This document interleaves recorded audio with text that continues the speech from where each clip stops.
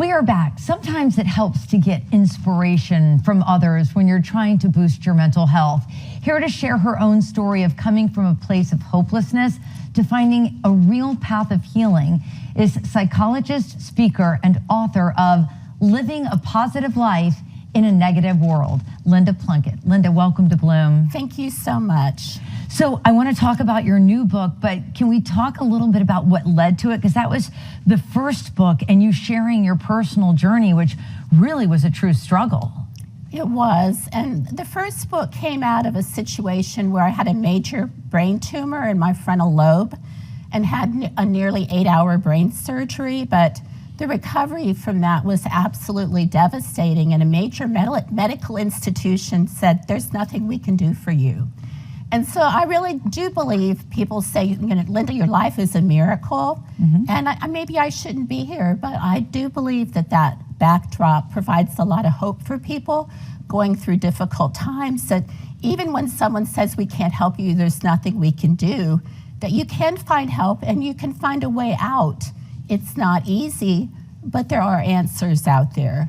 So after you wrote Supernatural Rescue and people heard all about your incredible journey and your fight for normalcy in your life again, they asked you, what are you doing now? So you came out with the next book. Exactly, and there again, the second book, I didn't probably really have an intention of writing that, but the struggle became greater after the recovery from the brain surgery, which I never expected that would happen, but I developed new symptoms and bigger struggles. And so people looked at me and they said, Linda, you're doing better than we're doing. What are you doing? Please tell us what you're doing because we need help. So what were some of the symptoms that you were experiencing? What were some of your struggles that you were having to fight through?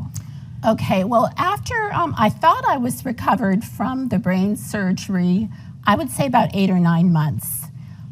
You know, I was starting to feel better, even though I was told there was no help or hope. I was finding things to get better, to feel better, to recover my life, to become a little more normal. And then one day I woke up, I had pain all over my body and I couldn't sleep. And the doctors diagnosed it as fibromyalgia, which doctors won't even agree as to what that is. Some people don't believe in it. But the pain went on, and the bad thing, when you have pain and you don't sleep and then you have more pain, it becomes almost unbearable. Yeah, it's like a building block of just torture. No, it is. It is torture. And so I went through that for a long period of time. And in the new book, it's about body, soul, and spirit, because I even had spiritual struggles on top of the pain. And even though I'm a psychologist and I help people for over 20 years, I had my own issues I had to deal with, which were very devastating because of the pain and because of not finding a solution to the pain and then having all the problems with the sleep as well. So what did you do? Well, I had to kind of go out and find my own answers, but it really involved a lot of changes, body, soul, and spirit. And in the beginning, how do you deal with your body when you don't know and people aren't helping you? I did a lot of research, and I found that there were foods that I could eat, believe it or not, that made a difference in my pain. And so I changed my whole way of eating. I also changed my exercise and the way I take care of myself.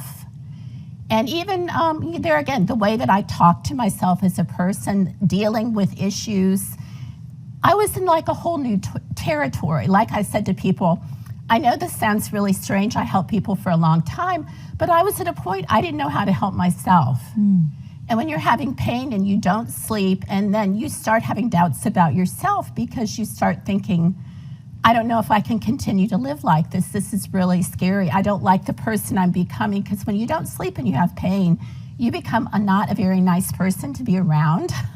And then you start thinking, you know, I don't like myself.